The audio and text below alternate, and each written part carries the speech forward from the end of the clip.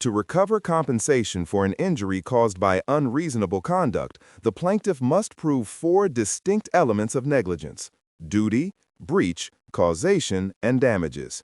Failure to establish any single element defeats the entire claim. Negligence focuses on compensating the injured party for losses resulting from the defendant's unreasonable conduct, distinguishing it from intentional torts which require intent to harm. The plaintiff must first establish the defendant owed a legally recognized duty of care. This duty must have been violated by conduct falling below the required standard of care, which constitutes the breach. The breach must be both the actual cause and the proximate cause of the plaintiff's injury, satisfying the causation requirement. Finally, the plaintiff must have suffered legally cognizable harm, known as damages. These four elements form the complete framework for establishing liability in tort law.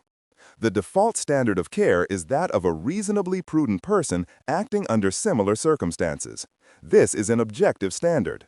The defendant's individual mental capacity, inexperience, or low intelligence is irrelevant to this standard. The standard is adjusted only for the defendant's physical characteristics, such as blindness or deafness, reflecting the reasonable person with that specific physical trait. Children are held to the standard of a reasonably prudent child of similar age, intelligence, and experience. However, if a child engages in an inherently dangerous adult activity, such as operating a motor vehicle, the child is held to the standard of a reasonably prudent adult. The duty of care is generally owed to all foreseeable plaintiffs. Under the pause graph rule, the duty extends only to those plaintiffs within the zone of danger created by the defendant's negligent act. Professionals, including doctors and lawyers, owe the duty of care exercised by members of the profession in good standing in a similar locality. Many jurisdictions now apply a national standard for professional care. Land possessors owe different duties based entirely on the entrant status. Trespassers receive the lowest duty. The possessor must avoid willful, wanton, or intentional harm.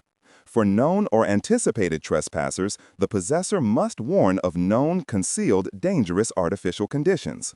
Licensees, such as social guests, require the possessor to warn of known, concealed dangers on the property. Invitees, such as business patrons, require the possessor to reasonably inspect the property to discover and warn of hidden dangers or make them safe. The duty owed increases significantly from trespasser to invitee. Breach occurs when the defendant's conduct falls short of the required standard of care. The risk-utility balancing test determines if the defendant breached the duty. This test is formalized by the Hand formula. Liability exists if the burden of adequate precautions is less than the probability of harm multiplied by the magnitude of the loss. Evidence of custom or usage within an industry is admissible to establish the standard of care, but is not conclusive proof of breach. Compliance with a statute does not automatically negate breach if a reasonable person would have taken additional precautions. Conversely, violation of a statute may establish breach through the doctrine of negligence per se. Negligence per se applies when a defendant violates a statute. The breach element is conclusively established if two conditions are met. The statute was designed to protect the class of persons injured, and the statute was designed to prevent the specific type of harm suffered. If the statute applies, the defendant cannot offer evidence that their conduct was reasonable. Res ipsa loquitur, meaning the thing speaks for itself, allows the jury to infer breach and causation when direct evidence is unavailable. The plaintiff must show that the accident is of a type that ordinarily does not occur without negligence. Furthermore, the instrumentality causing the injury must have been under the defendant's exclusive control. If successful, the plaintiff avoids a directed verdict and the case proceeds to the jury for determination. Causation requires proving both actual cause, also known as cause in fact, and proximate cause, or legal cause. Actual cause is established using the but-for test. The injury would not have occurred but for the defendant's negligent act. If multiple defendants cause a single indivisible injury, the substantial factor test applies. Under this test, each defendant is liable if their conduct was a substantial factor in causing the harm. In cases of alternative liability, where two or more defendants were negligent but only one caused the injury, the burden shifts to the defendants. If they cannot prove they were not the cause, they are jointly and severally liable. Proximate cause limits liability to the foreseeable consequences of the defendant's actions. The defendant is generally liable for all harmful results that are the normal foreseeable consequences of their conduct. The precise manner in which the injury occurs does not need to be foreseeable, only the general type of harm.